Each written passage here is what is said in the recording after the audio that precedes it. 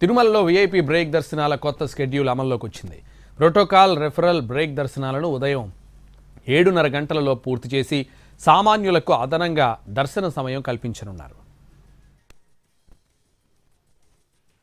శ్రీవారి ఆలయంలో VIP break దర్శన వేళలను ప్రయోగాత్మకంగా మార్చారు. ఈ మేరకు ఈవో ఉత్తర్వులు జారీ చేశారు.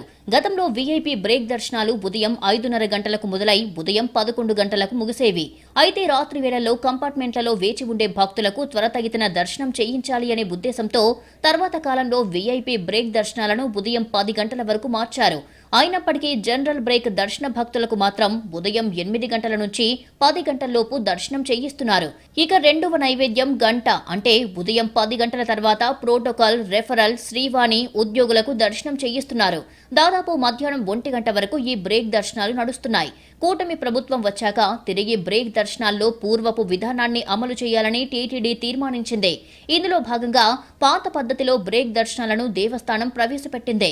ప్రోటోకాల్, రిఫరల్, జనరల్ బ్రేక్ దర్శనాలను ఉదయం 7:30 గంటల్లోపు పూర్తి చేసి తర్వాత వీలైనంత మంది సామాన్య భక్తులకు దర్శనం కల్పించి తిరిగి ఉదయం 10 గంటల 15 నిమిషాల నుంచి 11:30 గంటల్లోపు శ్రీవాణి, టీటీడీ ప్రస్తుత రిటైర్డ్ ఉద్యోగులకు దర్శనం కల్పించేలా అధికారులు ప్రణాళికలు రూపొందించారు. ఇక సిఫార్సు లేఖలపై బ్రేక్ దర్శనాలను రద్దు చేసిన క్రమంలో ఉదయం గంట, మధ్యాహ్నం గంటన్నర అదనంగా సామాన్య భక్తులకు దర్శన సమయం లభించనుంది. మరోవైపు వేసవి నేపథ్యంలో ఈ ఏడాది తిరుమలలో ఉష్ణోగ్రతలు భారీగా నమోదవుతున్నాయి. మధ్యాహ్నం మాడవీధులు, సమీప పరిసరాల్లో పట్టుమని 10 సెకండ్ల పాటు నిల్చునే వీలు ఉండటం లేదు. ఈ నేపథ్యంలో శ్రీవారి ఆలయం ఎదుట చలువ పెయింట్ వేయించడంతో పాటు షామియానాలను టీటీడీ ఏర్పాటు చేస్తోంది.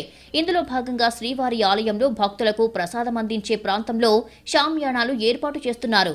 శ్రీ బేడి ఆంజనేయ స్వామి ఆలయం నుంచి ప్రధాన కళ్యాణ కట్టకు వెళ్లే మార్గంలోనూ వాటిని ఏర్పాటు చేయడంతో భక్తులు కాస్త ఊరట చెందుతున్నారు.